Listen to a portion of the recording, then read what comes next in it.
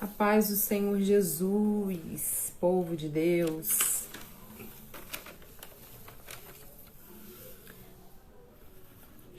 Graça e paz. Vamos chegando. Quero cumprimentar todos com a gloriosa paz do nosso Senhor Jesus. Que Deus abençoe a tua casa, a tua família neste dia. Hoje nós vamos ter a honra de ter uma aula com o nosso mestre, pastor Ariovaldo Ramos. Ele já está aqui na área e vai ser uma bênção a participação dele aqui conosco. Antes de chamar ele para a live, eu quero compartilhar algumas coisas bem rapidamente com os irmãos, para a gente dar início enquanto o povo vai chegando. Vai apertando o coraçãozinho aí para chamar todo mundo para a live. Compartilha essa live, porque eu creio que Deus ele vai falar tremendamente aos nossos corações. A temática de hoje é as virtudes do cristianismo. E não poderíamos iniciar essa live sem antes compreender o que é virtude. A virtude, ela é uma qualidade do que se conforma com o que é correto, com o que é desejável, e do ponto de vista moral, religioso e também comportamental. Em outras palavras, é a conformidade com o bem, com a excelência moral da conduta e da dignidade. Simone, seja bem-vinda, paz do Senhor Jesus. Vai apertando o coraçãozinho aí, gente, para chamar o pessoal para a live. Que Deus abençoe você que chegou agora, a sua casa, a sua família. Uma boa tarde para você. E dentro da virtude, existem inúmeras virtudes, né? Existem um compêndio de virtudes que se contrapõem a atitudes que são desagradáveis a Deus. Como assim? Nós, por vezes, praticamos coisas, temos comportamentos que são considerados pecados por Deus, que contrapõem a virtude. Exemplo, o que contrapõe a humildade? O orgulho, a vaidade, a soberba. Muita gente faz a exegese de alguns textos, isoladamente, de forma errônea e equivocada. A gente acostuma se ouvir que a vaidade, as pessoas elas conotam a vaidade como algo dos cuidados com o nosso estereótipo, a pessoa que se arruma, que se cuida, ou que se maquia para as mulheres aí, enfim. Muitas pessoas dentro do cristianismo se utilizam desse texto, que Salomão vai dizer que tudo é vaidade, mas aquele texto ali especificamente, o que Salomão está querendo dizer não é esse tipo de vaidade, o cuidado com o seu estereótipo, não. Ele está dizendo da vaidade do coração, o orgulho, que o homem por si só, sem Deus, ele é orgulhoso. E aí há uma balança, né? Há uma luta constante que milita da carne contra o espírito, quando nós confessamos a nossa fé em Cristo, porque a natureza adâmica, a natureza caída do velho homem que habita em nós, ela tende por isso. A carne milita contra isso. Ela tende por querer que o homem seja orgulhoso, soberbo, presunçoso, e isso sim é vaidade. Então, a humildade, ela contrapõe, tá? A soberba, a altivez e o orgulho. A generosidade, ela contrapõe o quê? A avareza. A castidade, e o que é a castidade? É aquilo que você se abstém, aquilo que você consegue ter controle, você se abstém de prazeres sexuais, coisas que desagradam a Deus, desejos desenfreados, e o que contrapõe a castidade é o quê? A luxúria. A luxúria já é exatamente isso, é o desejo desregrado por prazeres sexuais, ou seja, lascívia e por aí vai, entre outras coisas. A paciência ela contrapõe o quê? A ira. A ira contrapõe a paciência, é uma virtude sendo contraposta por um mal, por um pecado, por uma atitude que desagrada a Deus. A temperança, o que é a temperança? É você ser moderado, ter autocontrole, domínio próprio. Então, você ter a temperança significa você ter controle, ser moderado. E o que contrapõe a temperança? A gula e tantas outras coisas. A caridade, o amor, contrapõe o quê? A ira. A ira não, a inveja. A ira nós já falamos. A inveja, o rancor, o ódio.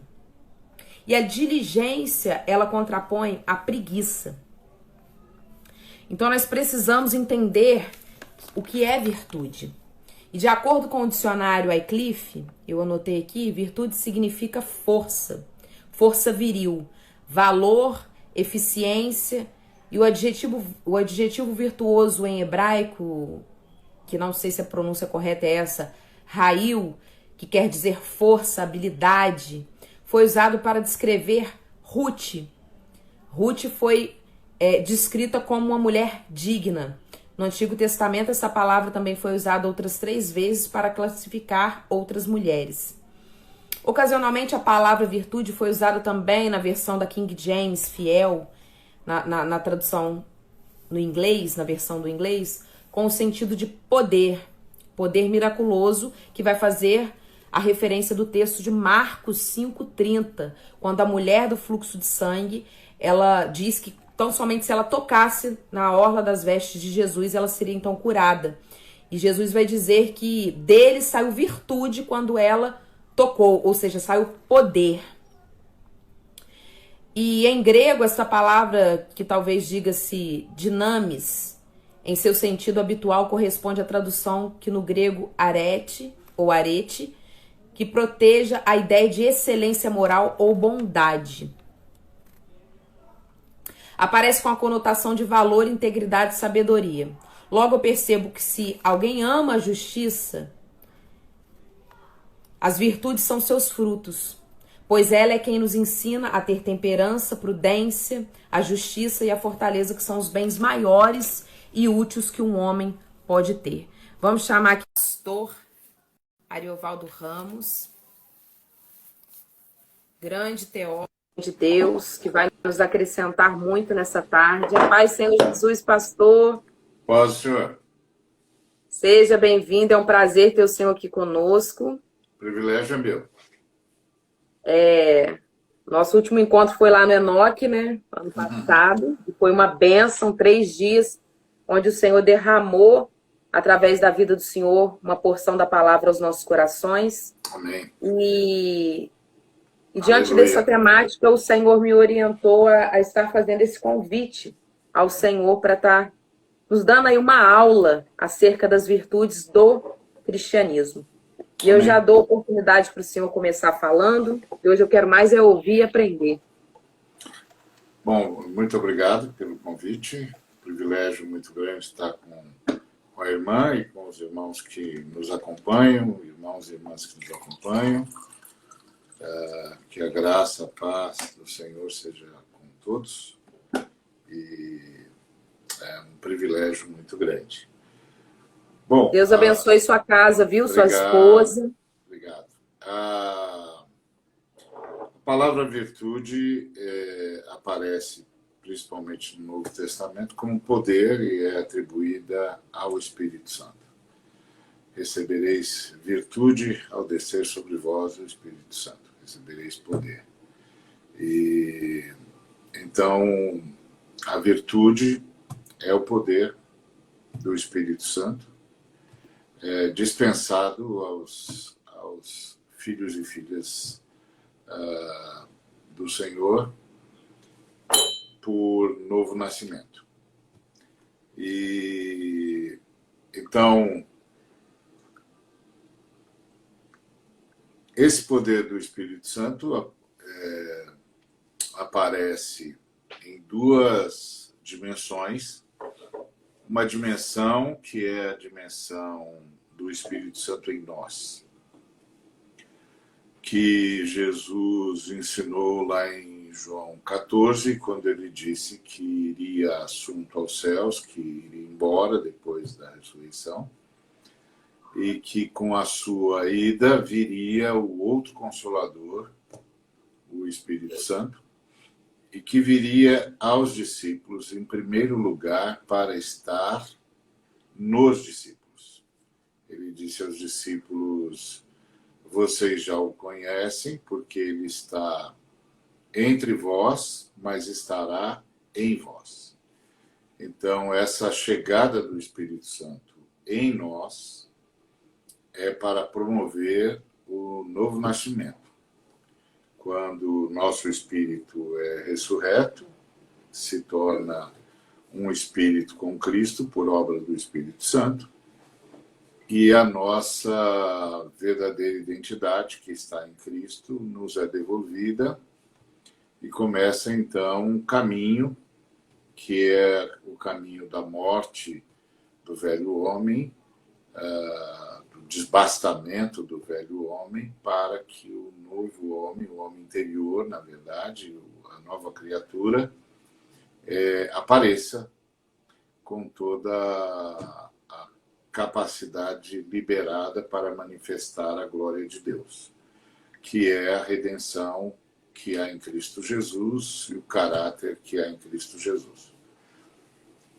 Um segundo momento é o Espírito Santo sobre nós, que é a promessa de Jesus Cristo em Atos dos Apóstolos, que é cumprida em Atos 2. Então, a profecia é registrada em Atos 1:8, e é cumprida em Atos 2, recebereis virtude, recebereis poder, ao descer sobre vós o Espírito Santo. E essa chegada do Espírito Santo nessa dimensão da virtude, de Atos 1:8, é um movimento do Espírito Santo para produzir a obra missiológica da igreja. Recebereis poder ao descer sobre vós o Espírito Santo, e sereis minhas testemunhas, tanto em Jerusalém, como em toda a Judéia, Samaria e até os confins da terra. Então, essa virtude é virtude para apresentar Cristo. A pregação do Evangelho. Que tem algumas dimensões. A primeira dimensão é do testemunho pessoal. Ninguém pode falar de novo nascimento se não nasceu de novo.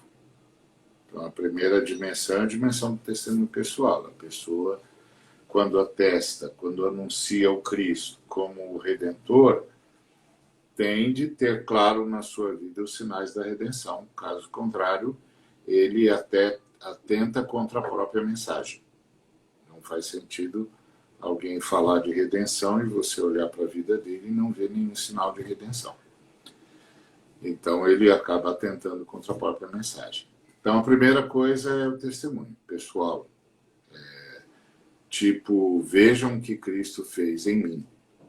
O que ele fez em mim, o que ele fez por mim, pode fazer por você, pode fazer em você. Então, o apóstolo Paulo dizia que nós somos cartas vivas.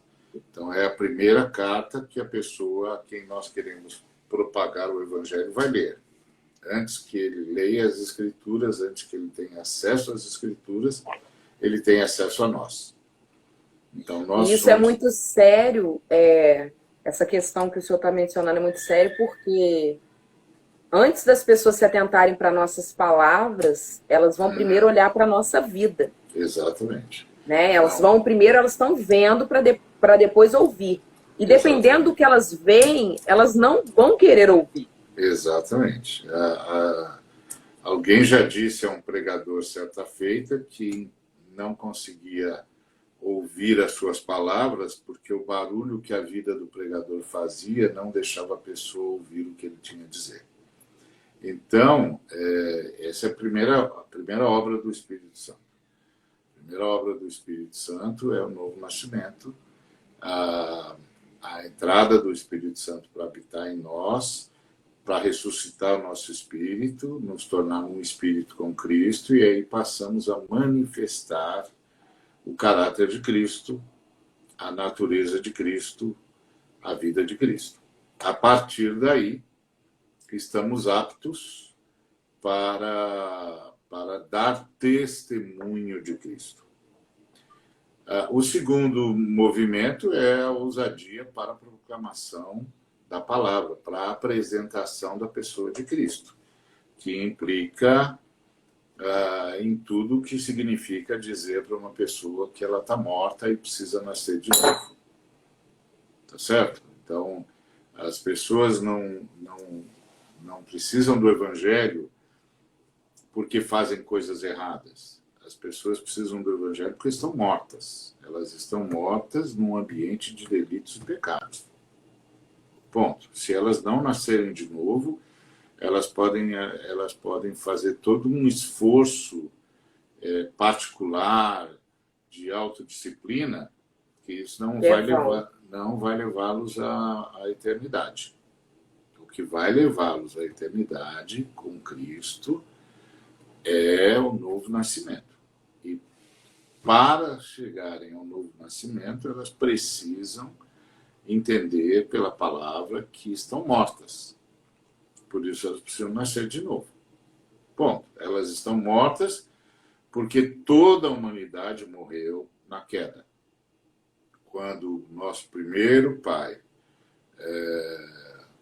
desobedeceu o Senhor deliberadamente, conscientemente, ele nos jogou-nos a todos nós na dimensão das trevas e da morte espiritual. Ponto. Se não nascer de novo, não pode entrar no reino de Deus, não pode ver o reino de Deus. O reino de Deus é visto do lado de dentro, não do lado de fora. É preciso nascer de novo para ver o reino de Deus, para entrar no reino de Deus, foi o que o Senhor disse a Nicodemos. Então, é como se você estivesse andando e tivesse uma nave invisível na praça e você passa por lá todo dia e não vê, claro, é invisível. Aí, num dia em que você está passando, a nave, numa fração de segundos, abre a porta e suga você para dentro da nave. E aí você exclama, é uma nave. Então, se você foi capaz de dizer é uma nave, é porque você já está do lado de dentro. Porque do lado de fora é invisível. O reino de Deus também é assim. No reino de Deus só tem pessoas que nasceram dentro do reino de Deus. Ponto. E aí vai uma pergunta que é pertinente aos dias que nós estamos vivendo, infelizmente, porque assim, eu vejo que há uma divergência, as pessoas têm dificuldade de pregar essa palavra que eu vejo como a espinha dorsal do evangelho é o quê? É Cristo morreu por nós estamos mortos e nós precisamos restabelecer a nossa comunhão com Deus através de Cristo. Então, assim, essa pregação é o quê? Arrependimento. A pregação do evangelho é arrependimento. Foi assim desde o início. A primeira pregação de Jesus, arrependimento. A pregação de João Batista, que veio precedendo, percursor do ministério terreno de Jesus, foi o quê? Arrependimento. Então, assim, às vezes a gente tem a noção de que as pessoas têm dificuldade de falar sobre isso. As pessoas pensam que é bater na igreja, que a gente tem que pregar só uma mensagem de amor, mas não existe amor maior do que esse. Deus dizendo, olha, você está morto, eu quero te trazer para a vida. Isso é amor.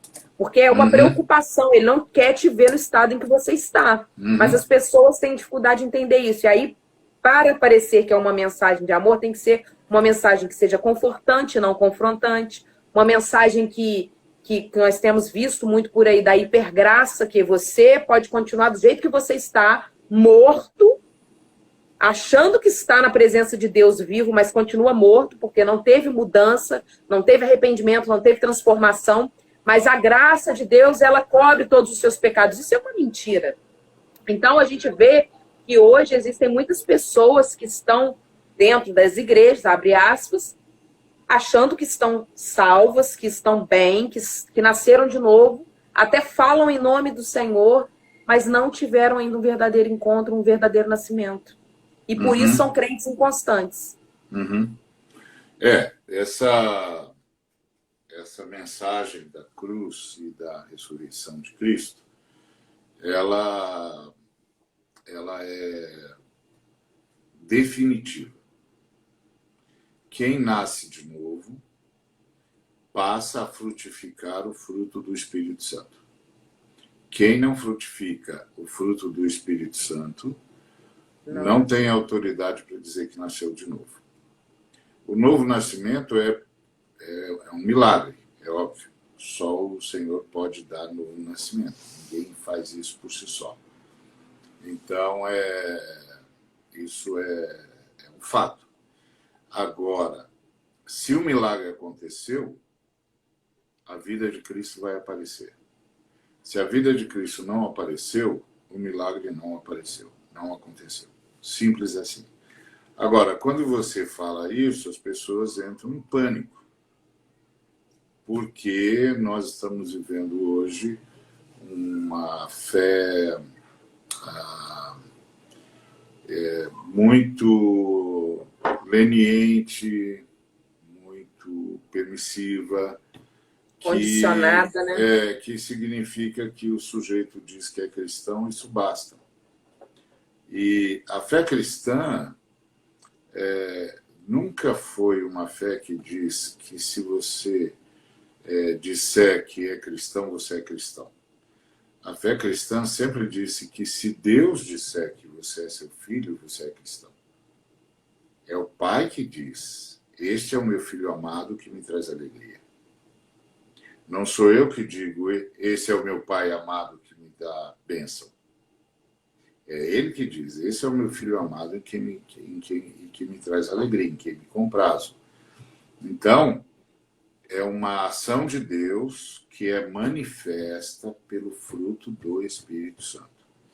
E isso a gente não pode discutir. O problema é que com o avivalismo, não com o avivamento, mas com o avivalismo, que é outra coisa.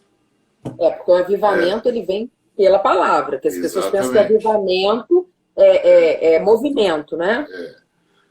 Com o avivalismo, as pessoas começaram a querer adensar a igreja, encher as cadeiras que estavam vazias e foram facilitando a mensagem, facilitando o acesso até chegar na teologia da prosperidade, que então transforma Deus num servo do ser humano.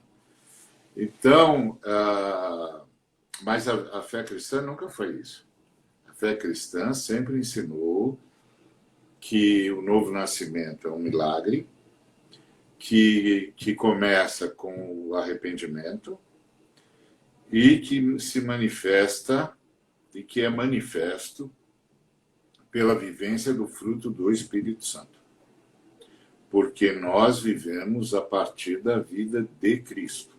E na vida de Cristo, ponto. É como se eu estivesse andando no bosque e eu visse um ramo no chão, um galho de árvore no chão, ainda com as folhas verdes, ainda com flor, e eu começasse a conversar com o ramo no chão e perguntasse o que ele estava fazendo lá. E ele dissesse... Fora do seu lugar de origem, né? E ele dissesse: eu estou admirando a árvore. Ah, muito bem, você está admirando a árvore. E o ramo me dissesse: a árvore não é bonita? É, sem dúvida, frondosa, extraordinária, sem dúvida. Viu o verdor das suas folhas? Lindo, extraordinário. Então, estou aqui aplaudindo a árvore, dizendo que ela é maravilhosa, que ela é única, que ela é incomparável, etc, etc. Nisso eu interrompo o ramo e digo: escuta, você não deveria estar na árvore? Você já parou para pensar que você aqui fora da árvore, tudo que vai acontecer com você é que você vai secar. Essas folhas vão cair, você vai secar e tudo que você vai se tornar é lenha para a fogueira. A vida não está em você. A vida está na árvore. Então, eu vou fazer um favor para você. Eu vou enxertar você na árvore. Porque você não vive para a árvore. Você vive da árvore. É a vida da árvore que passa por você e frutifica. É a vida da árvore que passa por você e floresce. É a vida da árvore que passa por você e provoca o verdor das folhas que você carrega. Então, nós cristãos precisamos entender o que Jesus falou quando afirmou que sem ele nós nada podíamos fazer. Ele disse: eu sou a videira verdadeira e vocês são os ramos. Quem tem vida sou eu. Vocês não têm vida em si mesmos. Quem tem vida em si mesmo sou eu. Então, se vocês não estiverem em mim, vocês secam. Estão mortos. Porque você não tem vida. Então, a fé cristã não é uma fé de tarefas, é uma fé de fruto. Então, se o fruto não acontece, tem algum problema aqui. Tem algum problema, e problema sério. Uma vez um irmão me disse, mas assim, você acha que eu tenho de ler mais a Bíblia, porque é muito difícil, muito cansativo? Eu disse, você não sente atração pela Bíblia? Você não sente desejo de ler a Bíblia? Então você está com um problema. Porque ler a Bíblia é um fruto natural de quem quer conhecer mais Jesus Cristo. Se você não está se sentindo atraído pela palavra de Deus, você está com um problema. E o seu problema é mais sério do que indisciplina. Muito mais sério do que indisciplina. Então eu vou orar por você e vou pedir que o poder que ressuscitou a Cristo dentre os mortos ressuscite você também. Comece a operar em você, porque você está resistindo ao Espírito Santo. Esse seu cansaço, essa sua apatia, tem um nome na Bíblia. Chama-se resistir ao Espírito Santo. Você está resistindo ao Espírito Santo. Você tem de pedir perdão. Você tem de pedir perdão. Nós estamos hoje numa realidade que as pessoas não aprenderam ou desaprenderam o que significa pedir perdão a Deus. Então eu disse, você tem de pedir perdão. Você não tá, a vontade de Deus não está sendo feita através de você. A vida de Deus não está passando através de você. O fruto do Espírito não está passando através de você. Você precisa pedir perdão. Você tem de dizer... Mas eu creio que isso entendeu? acontece também até mesmo por conta das pessoas não reconhecerem. A falta do reconhecimento, a falta das pessoas não detectarem que precisam estar alinhadas à vontade de Deus. Porque na maioria das vezes a pessoa que não pede perdão é porque ela tem orgulho. E o que faz ela ter orgulho é a posição que ela acredita que ela está certo. Então, quando eu penso que eu estou bem, que eu estou legal, que eu estou certo, eu tenho dificuldade em reconhecer que eu preciso pedir perdão. Então, esse tem sido o problema. Porque sem número de mensagens estão sendo cada vez mais antropocêntricas. E Cristo não está no meio disso. Exatamente. Não pode. Cristo é o centro. Em Cristo, em Jesus de Nazaré, verdadeiramente Deus e verdadeiramente homem, Deus que veio em carne para nos libertar, nós vemos o Pai como é e nós como devemos ser. E aí a gente vê também... Ele é o nosso modelo. A gente se depara também, pastor, com esse misticismo todo que a igreja do século XXI tem vivenciado, até mesmo por conta desse evangelho antropocêntrico, onde deveria ser cristocêntrico, as pessoas se utilizam de métodos para servir a Deus. É o que o senhor está falando. A fé, ela não precisa de métodos. Não é métodos. Eu faço isso para ter isso, eu faço assim, por isso que eu recebo assim. Então, assim, acaba se tornando um veículo de moeda de troca. Isso. As pessoas não estão entendendo.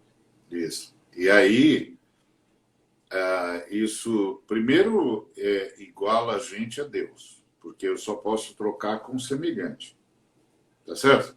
Eu vou fazer um negócio. Eu estava um dia conversando com um jovem e ele disse, não, eu vou oferecer alguma coisa a Deus, porque eu estou precisando disso, daquilo outro. Eu disse assim, vamos encenar.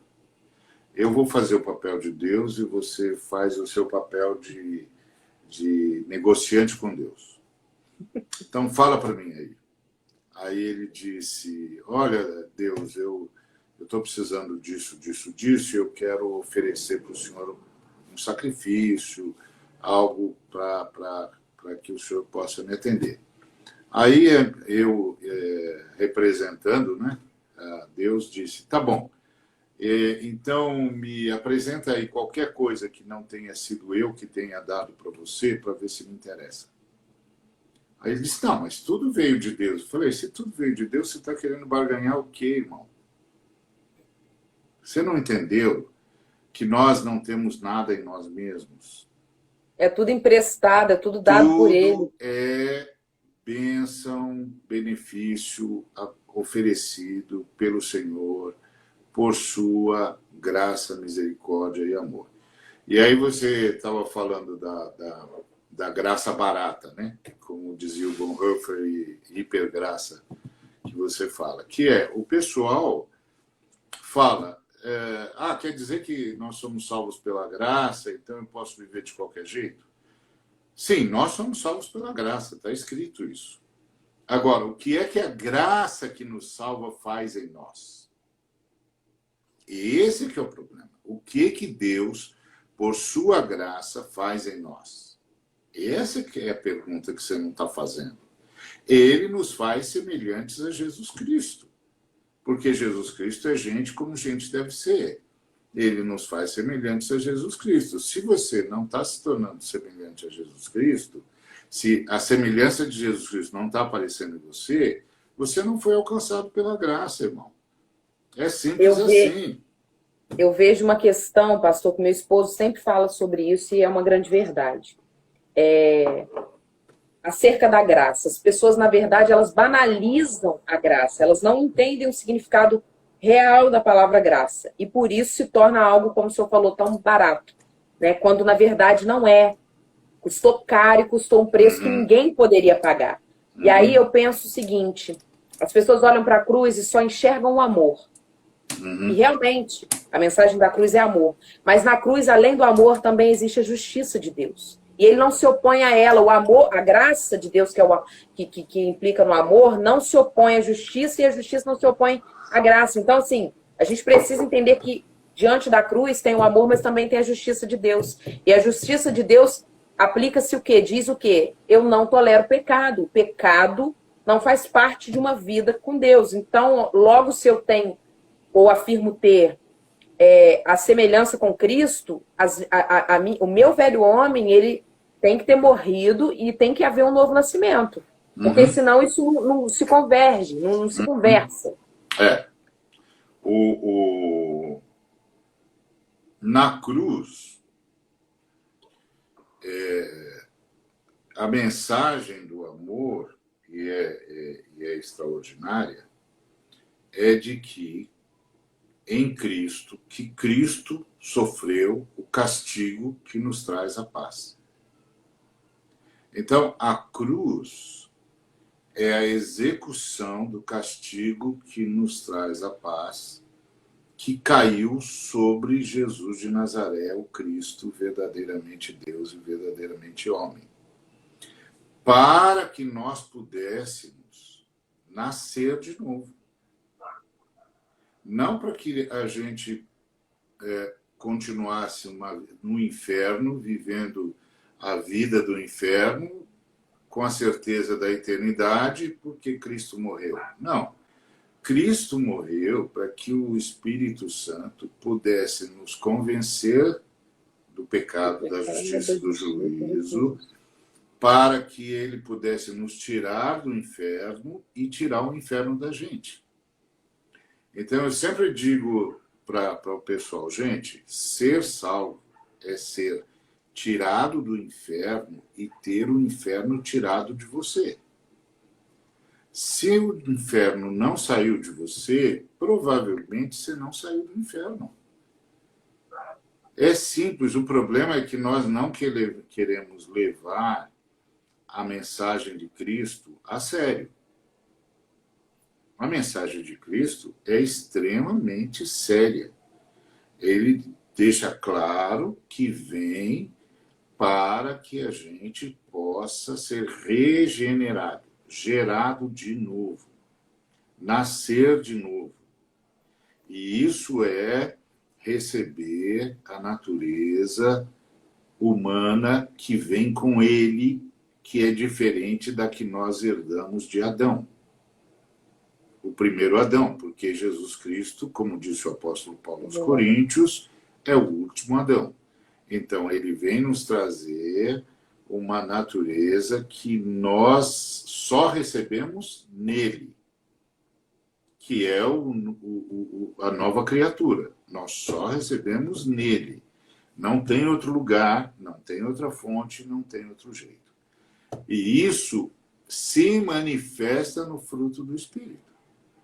Então, se o fruto do Espírito não aparece, de duas uma, ou a pessoa entristeceu profundamente o Espírito Santo, então ele precisa imediatamente ser ajudado a pedir perdão, e a gente precisa ministrar sobre ele e clamar que o Espírito Santo faça um milagre, ou ele não nasceu de novo. E aí vai uma pergunta. É possível, eu fiz essa pergunta para o senhor lá no Enoque, não sei se o senhor vai se lembrar. É possível, porque tem gente que acredita dessa forma, mas assim, diante de tudo que a gente tem embasado aqui, do novo nascimento, quando a gente se depara com uma pessoa que um dia você olhou para ela e você viu ela fervorosa, ela na fé ali, falando de Deus, testificando de Deus e tal, e de repente, quando você olha essa pessoa, se afastou dos caminhos do Senhor, abandonou tudo, perdeu a fé, ou mudou de crença, enfim. É possível uma pessoa que verdadeiramente nasceu de novo, morrer de novo? Não. E quando eu digo de morrer, é o seguinte: nós estamos mortos nos nossos delitos e pecados. Fomos nascidos em Deus, né? Em Cristo Jesus nascemos de novo. Para reatarmos a nossa aliança, a nossa comunhão com Deus, que foi quebrada pelo pecado. Nasci de novo. Eu posso morrer de novo? Voltar para o... Não. Ou não seja, pode... o que houve é que nunca houve o nascimento verdadeiro. Nunca houve. Porque efervescência religiosa tem em todas as religiões. Tudo pode virar mera religião. A fé cristã não é mera religião.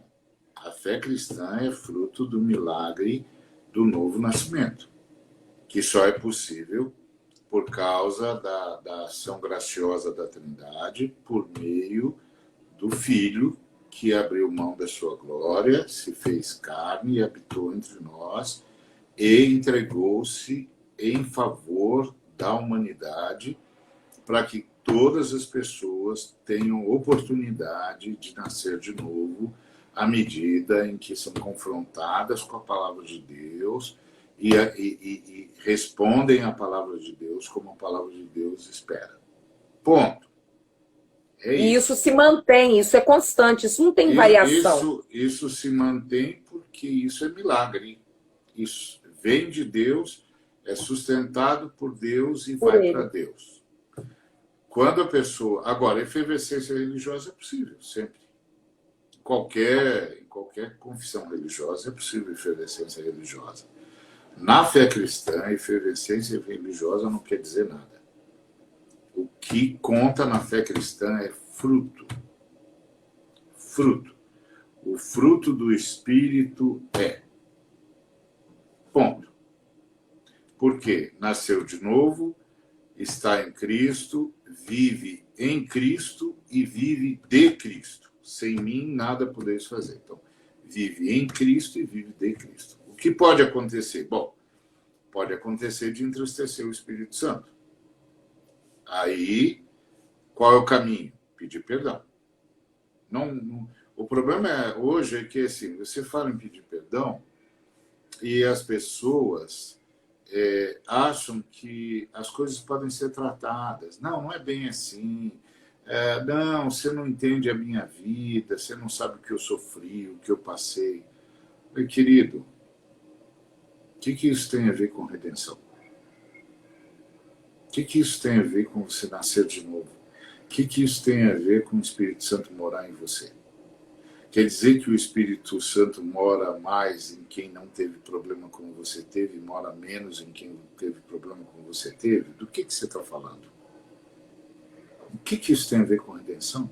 É justamente por causa dessas coisas que eu tive de nascer de novo. Porque eu estava morto. Então, se você está morto, não importa se você está morto porque levou um tiro, porque ficou porque teve uma gripe, porque teve uma parada cardíaca, ou porque foi atropelado. O estado é o mesmo, está Você está morto. morto. Você está morto. A causa mortes é o que menos importa. Mortes não faz a menor diferença. Está morto. Só tem um jeito de sair de lá, pela ressurreição. Não tem outro jeito. Então, aí eu vejo isso e falo, tem alguma coisa errada aqui nesse evangelho. Porque o evangelho nunca disse que a pessoa estava em outra ou qualquer outra condição que não fosse morta num ambiente de delitos e pecados. Nunca disse o contrário disso.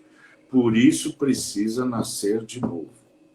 Ponto. E isso não vem de vós, é dom de Deus. Pela fé. Pela graça sois salvos, mediante a fé. Isso não vem de vós, é dom de Deus, dão de obras para que ninguém se glorie. Porque somos feitura dele, criados em Cristo Jesus, para as boas obras, as quais Deus de antemão preparou para que andássemos nelas. Então, essas boas obras já são fruto da salvação. Nunca causa da salvação. Fruto da salvação. Então, onde estão os frutos? E Jesus disse, pelos frutos os conhecereis. Bom, o fruto do Espírito disse o apóstolo Paulo. E todas as outras bem-aventuranças nas Escrituras são parte desse fruto do Espírito, que é um conjunto como se fosse uma tangerina com muitos gomos. É um conjunto com muitos gomos. É um fruto só com muitos gomos. Então, se não aparece, de duas uma, ou não teve novo nascimento, ou a pessoa entristeceu o Espírito Santo. Se entristeceu o Espírito Santo, só tem uma saída. Tem de pedir perdão. Tem de pedir perdão. Porque a desobediência leva a isso, né? Quando a gente pensa, tem pessoas que pensam assim, o Espírito Santo, eu já vi pregadores falar isso, a pessoa está toda errada, está com a sua vida errada, mas um dia ela já foi, tudo bem. Mas hoje ela está levando uma vida totalmente que não apresenta fruto nenhum, digno de arrependimento. E aí a pessoa diz, mas o Espírito Santo não saiu de você. Gente, pelo amor de Deus, como assim? Ele não habita onde há pecado. Ele não habita onde há pecado. Então, eu também acho que o Espírito Santo não saiu da pessoa. Eu acho que ele não entrou. Eu falo, não, filho, o Espírito Santo não entrou aí. Você não pode ter essa vida e dizer para mim que... Uma vez eu estava com um homem e ele contou a história dele, era uma história tétrica, de traição, de mentira, de toda sorte de coisas.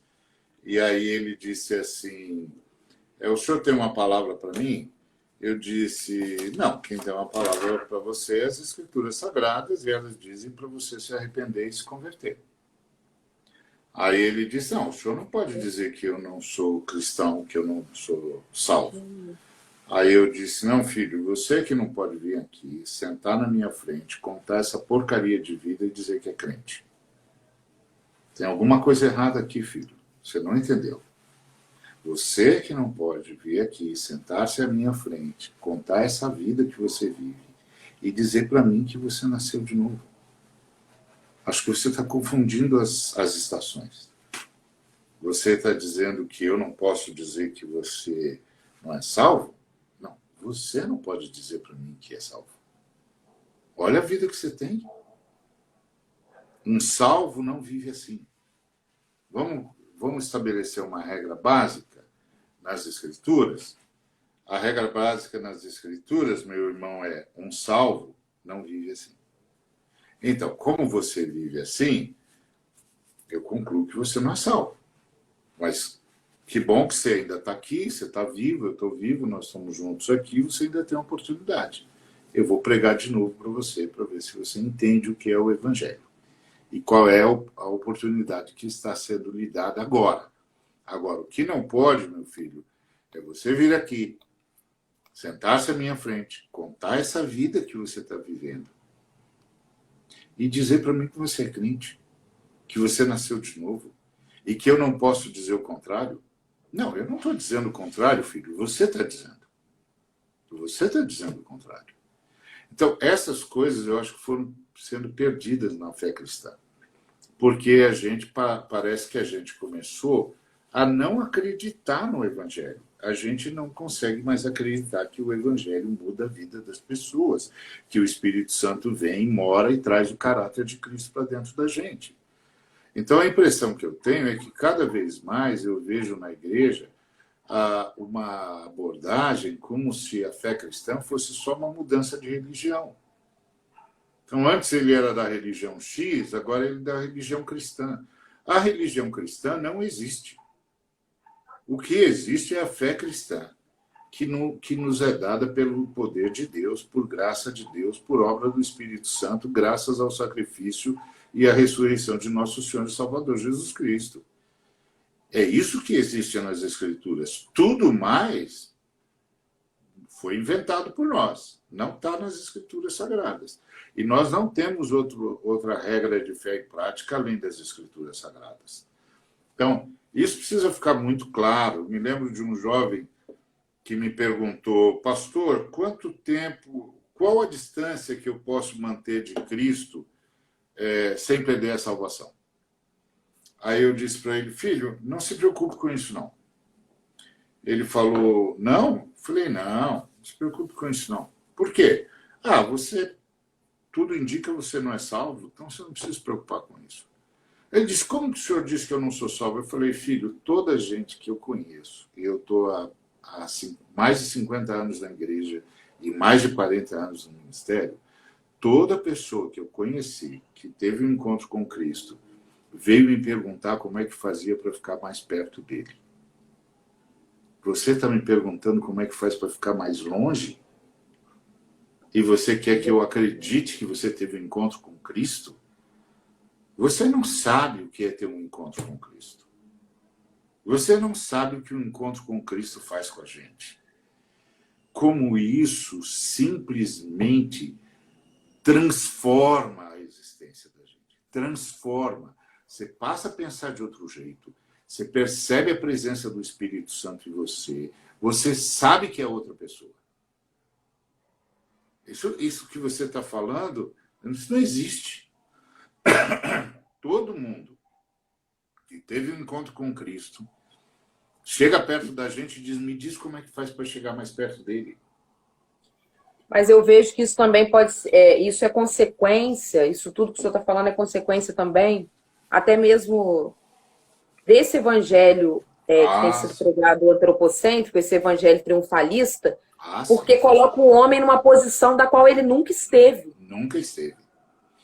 Nunca esteve. O ser humano é uma espécie caída, que precisa nascer de novo, que não consegue sair do inferno com os seus próprios pés, que tem de ser arrancado com mão forte do inferno, transportado do império das trevas para o reino de Jesus Cristo.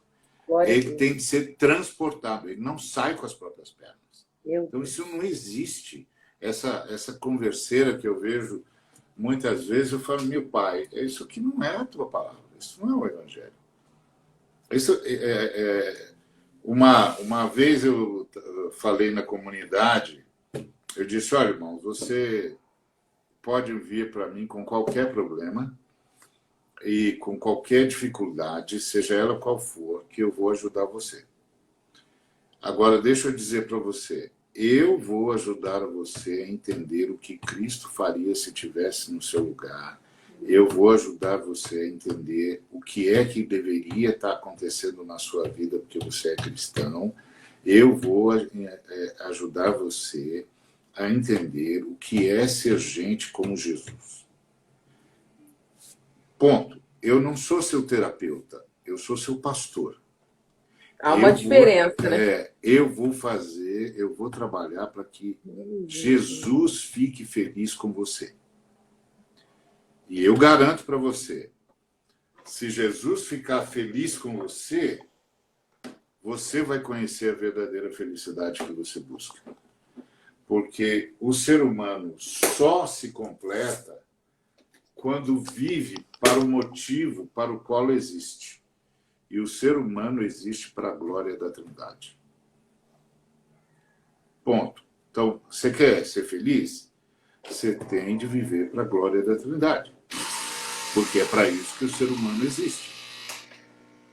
Então, eu vou ensinar você como seria se Jesus estivesse no seu lugar. E aí eu vou orar com você e vou pedir ao Espírito Santo que trabalhe em você, que aceite o seu pedido de perdão e trabalhe em você a natureza de Jesus.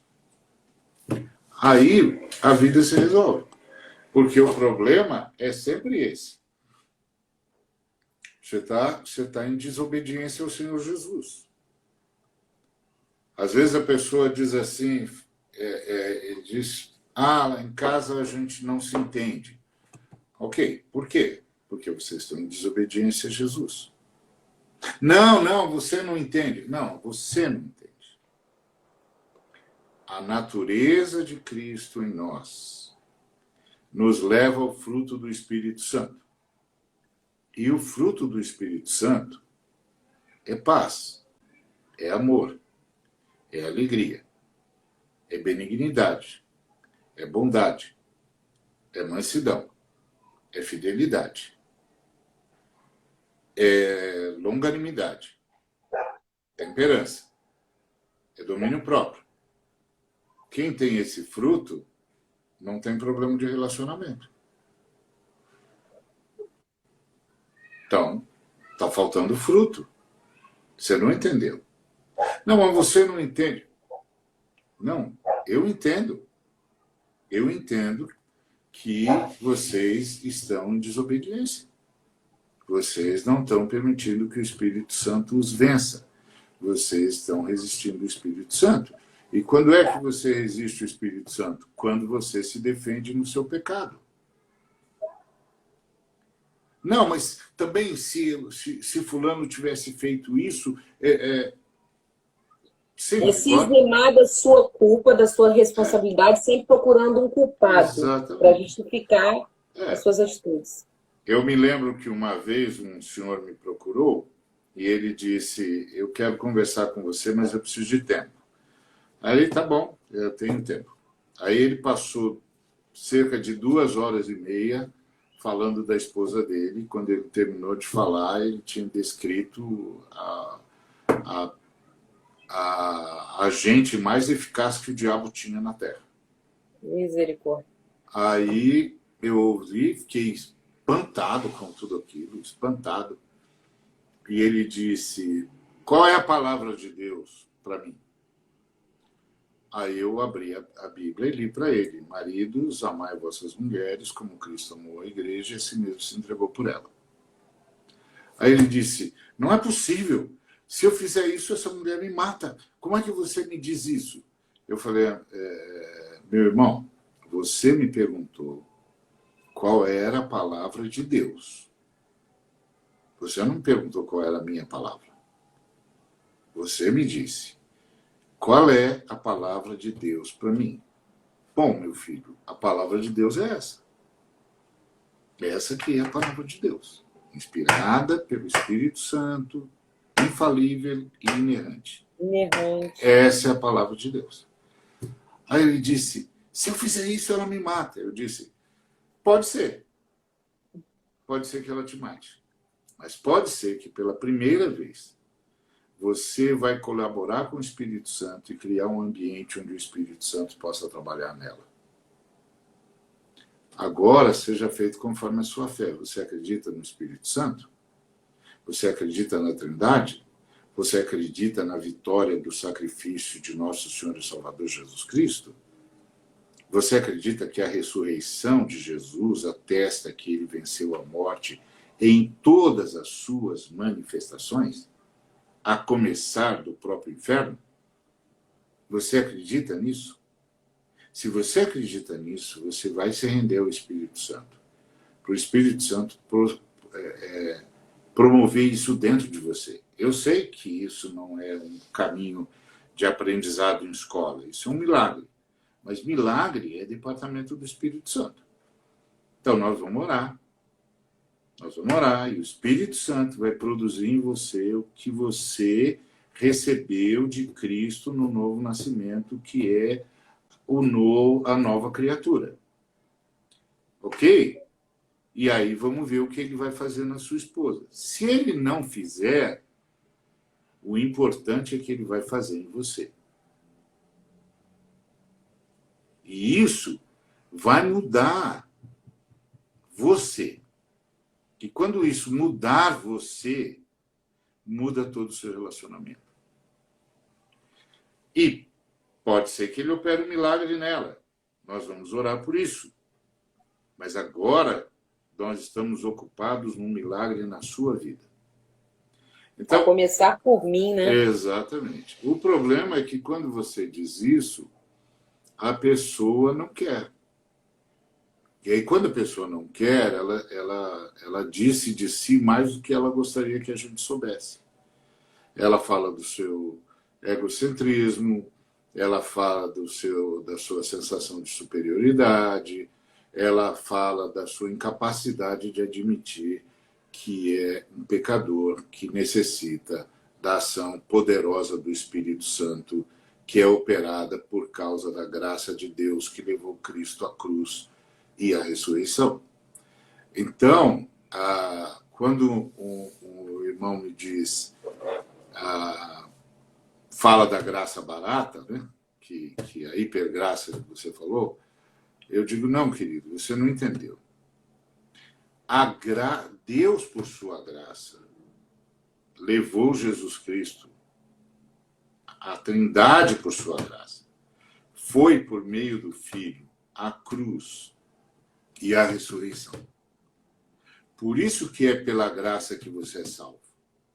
Porque Cristo não veio porque você tivesse mérito, nem veio porque você merecia ser salvo.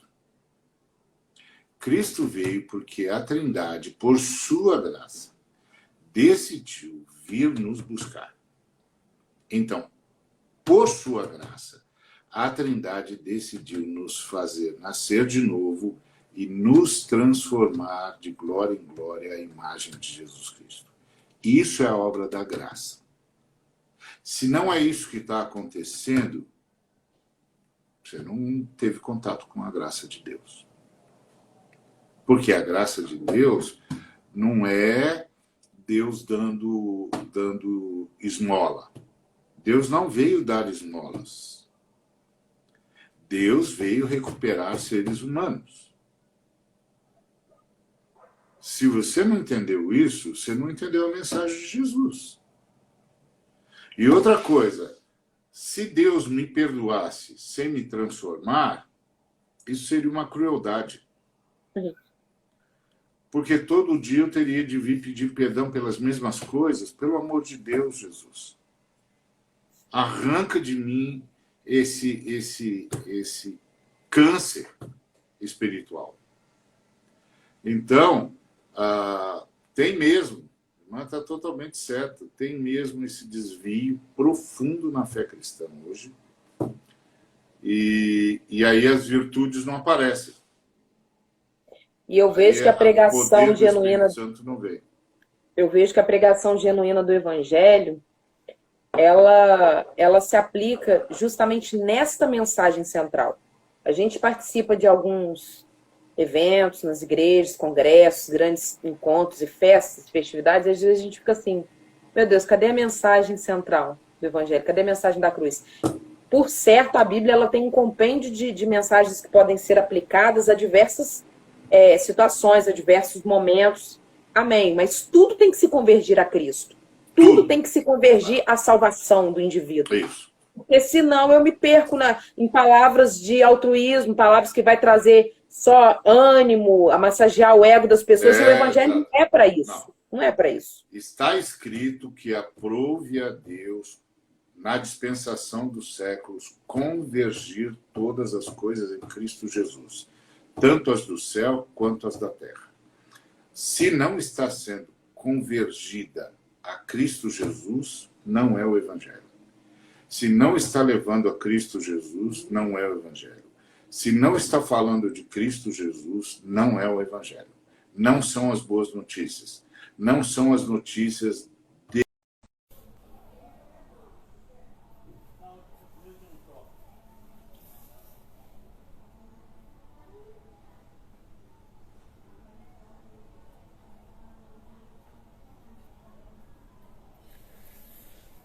A conexão caiu.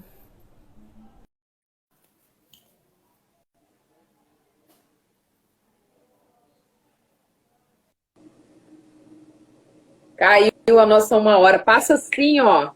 É verdade, é verdade. Dá continuidade aí, pastor, pode falar. Mas então é essa a ideia de que o Evangelho de Cristo é cristocêntrico. É sempre Cristo. Ponto. E aí, claro, a vida de Cristo em nós vai transformar nossas realidades internas. A gente se arrependeu, então os nossos paradigmas mudaram. O apóstolo Paulo disse que a gente é transformado pela renovação do nosso entendimento.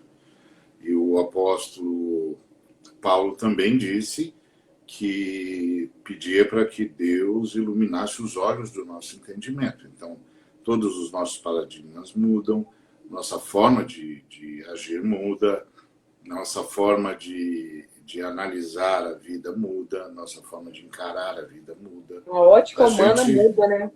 A gente muda de dentro para fora. E isso significa muda toda a nossa percepção.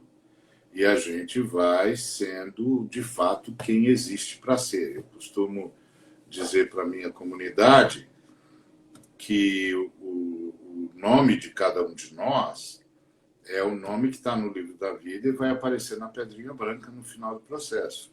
Esse nome contém a nossa verdadeira identidade. E quando Cristo veio, ele veio trazendo essa identidade perdida. Aquilo que nós nascemos para ser em Deus. Em Deus. Então, essa identidade perdida é, de fato, o nosso verdadeiro eu que Cristo devolve e que é semelhante a Cristo. Então, aí a gente entende o que é redenção, o que é salvação. E porque algumas pessoas pensam que ser redimido é ser simplesmente, mas ser redimido é ser, por causa do perdão, transformado. Senão, não é redenção, é como se eu dissesse para o sujeito que é um assassino contumaz, você está perdoado, e não conseguisse tirar dele o que o leva a matar. Então, que redenção é essa? Você foi redimido do quê? Você foi salvo do quê? Isso não existe nas Escrituras Sagradas. Aquele que furtava, não furte mais. Antes trabalhe para ter com que acudir o necessitado. Mudou a natureza. Mudou a vida. E assim, o texto diz, não que aquele que furtava não furte mais, antes trabalhe para pagar as suas dívidas. Não. É mais profundo.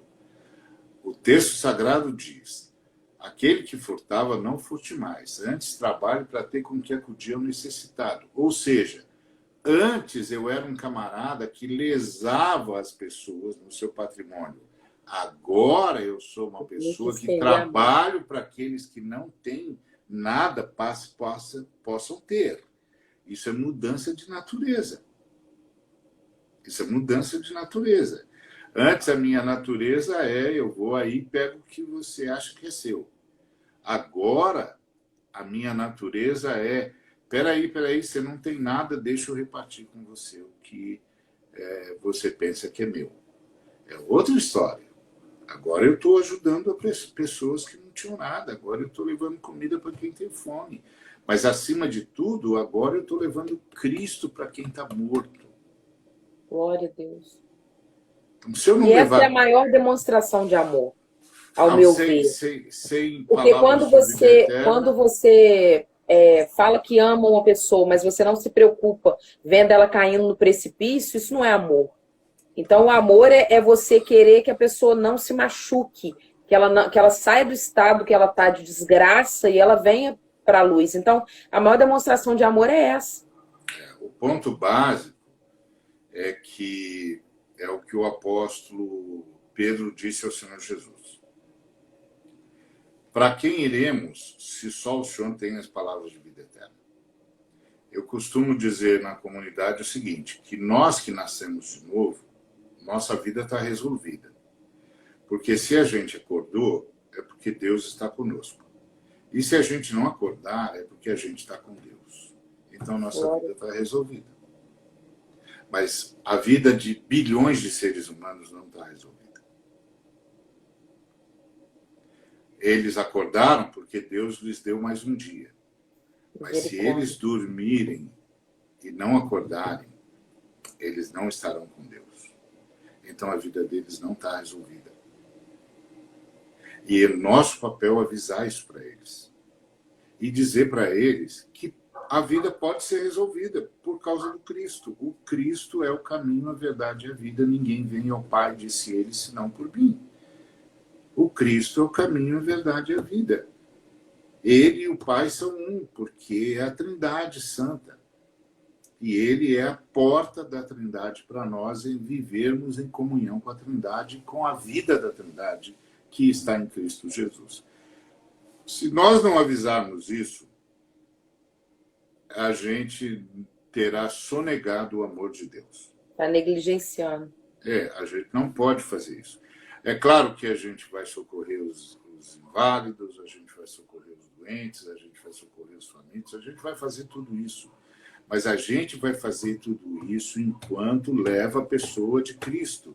Porque sem Cristo não tem palavras de eternidade.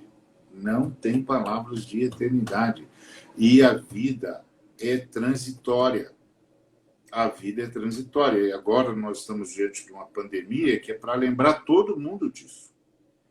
Olha, a vida é transitória. Você pensou que tudo ia viver para sempre?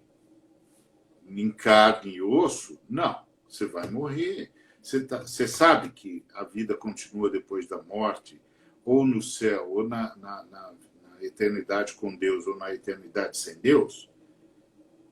Porque ninguém sai da existência. Ninguém sai da existência. A existência ou será vivida com Deus ou sem Deus. Mas sair da existência ninguém sai.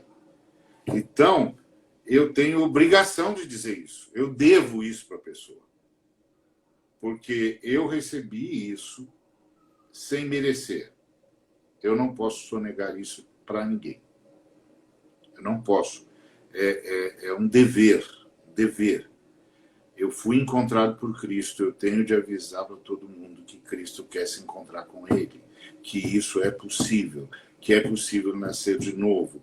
Que é possível continuar eternamente na presença da Trindade Santa. Ponto. Então, eu estou assustado, cada vez mais assustado, com todas as inversões de valores dentro da igreja moderna, das instituições modernas. Porque a gente vai... Aí você encontra irmãos que acham que tem de pregar o evangelho, mas não se importam com o enfermo. Como Jesus disse, eu tive enfermo, eu tive com fome, eu tive com sede, eu estava nu. Aí, em compensação, você vai encontrar irmãos que se importam com o enfermo, mas não se importam com a alma do enfermo. Entendeu? Aí eu digo, amigo, presta atenção. Se contrapõe, né? Presta atenção. Vamos supor que Deus me dê a graça de ir lá e levar o remédio ou um milagre e curar o sujeito. Isso é remendo, irmão. Uhum. Isso é remendo. Porque a salvação do corpo é a ressurreição, não é a cura.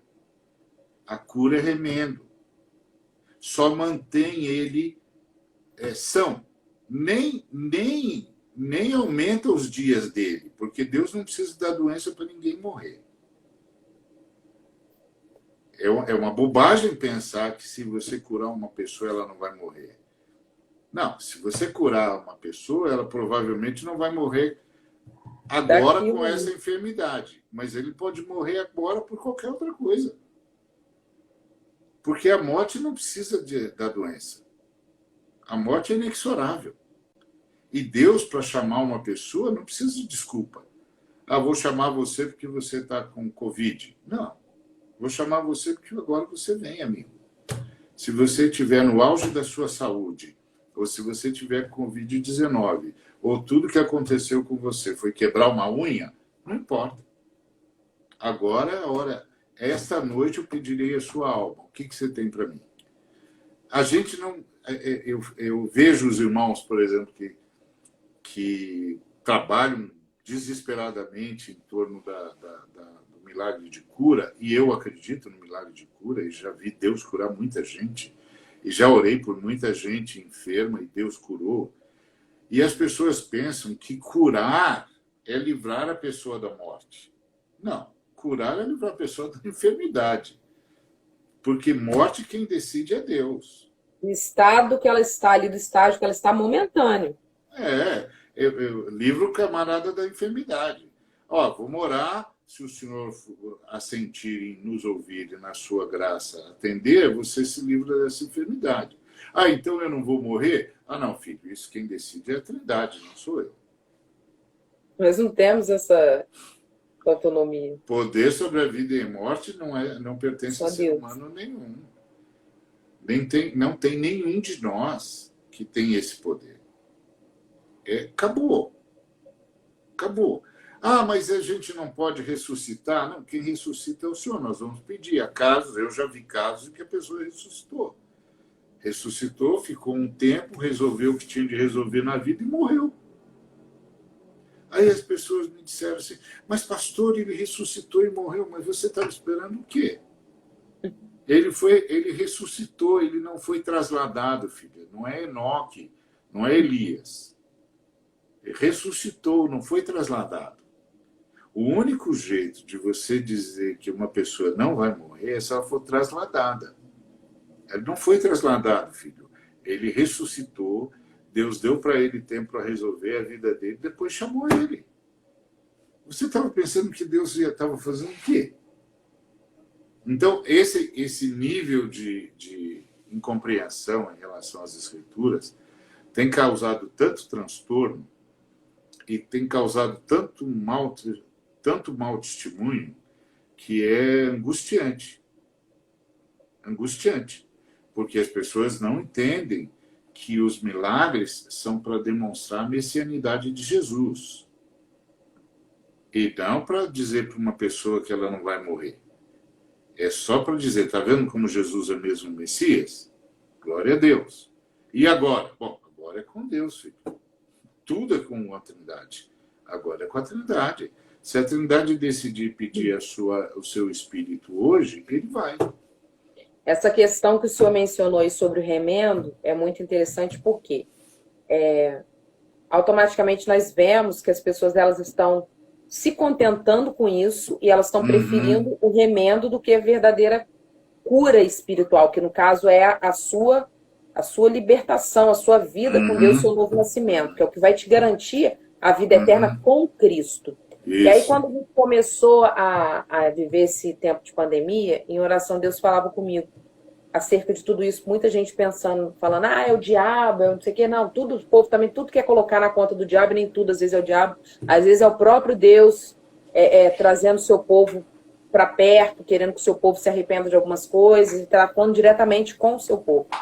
E Deus falava assim comigo, engraçado, as pessoas estão tão desesperadas, estão tão atônitas com o que está acontecendo, com uma única razão. O quê? Medo da morte. Isso. E aí Deus falou comigo assim, cristão, crente, embasado na palavra de Deus, não tem que estar desesperado por causa do coronavírus, nem por causa de nenhuma outra situação diversa. Por quê? Porque se ele está em Cristo, Pronto. É como o apóstolo Paulo vai dizer, a morte para ele é ganho. É o que o senhor falou. Acordei, estou vivo, Deus está comigo. Agora, acordei na eternidade, morri, estou com Deus. Então, tá tudo certo, sabe? Eu não tenho o que temer, nem tenho que estar apavorado.